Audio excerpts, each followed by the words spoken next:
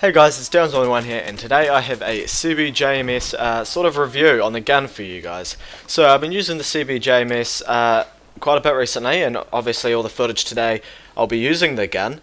And at the moment I'm running it with a coyote sight and a suppressor. Now the suppressor on the CB, it's a good thing, obviously. You stay off the radar, which is what you want in Battlefield. I mean, I'm playing some TDM in the background here, so a suppressor is definitely needed, I think.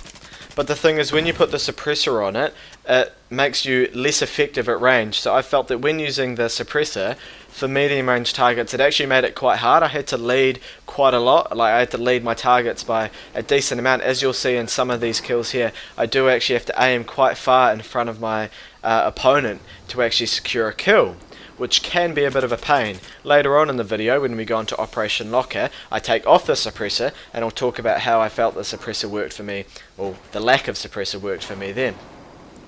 I'd now like to talk about the Hipfire of the CBJ-MS. This thing is a Hipfire god. Like, you can just Hipfire down opponents from close range, sometimes even slightly beyond close range. You can Hipfire people longer than you think with this gun. It is very effective, and once again in the Operation Locker clips later, you'll see me Hipfiring a lot of targets, which is just what I love to do with this gun, because it's just so damn accurate with it. And if you really wanted, you could put a laser sight on the gun to make it even more accurate with the Hipfire. But for some reason, I've never really been a fan of the laser sights. I feel it gives away your position too often.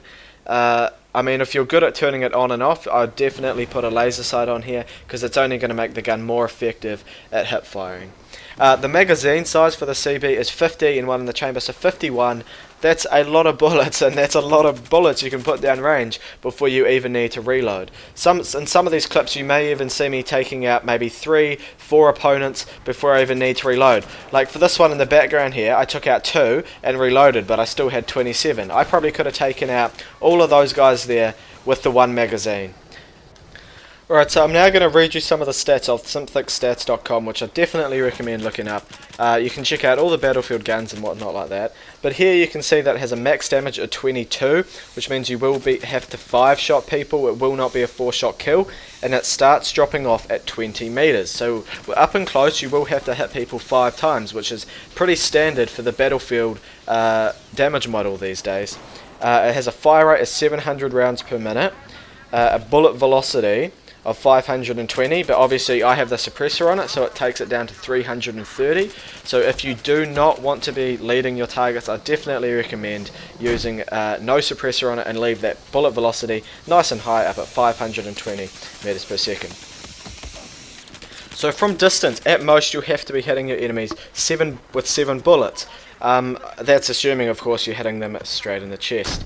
The CB has a reload time of 3.3 if empty, so that's the long reload, and the short reload is 2.4 seconds. 2.4 seconds is about your average reload. It's not quick, but it's certainly not slow, and 3.3 for the long reload isn't too bad. I mean, being out of the battlefield for 3 seconds is a lot, but it is manageable.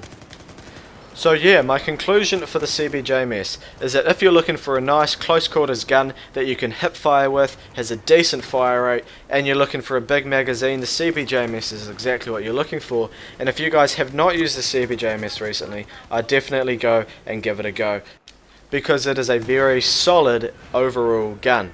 But yeah guys, that pretty much wraps up today's video. If you want to see more of these sort of gun reviews, gun classes, whatever you want to call them, leave a comment down below, leave a like, let me know what guns you guys want to see, what guns you're not so sure about. I'll give them a go and let you guys know what I think are the strengths and the weaknesses for the guns.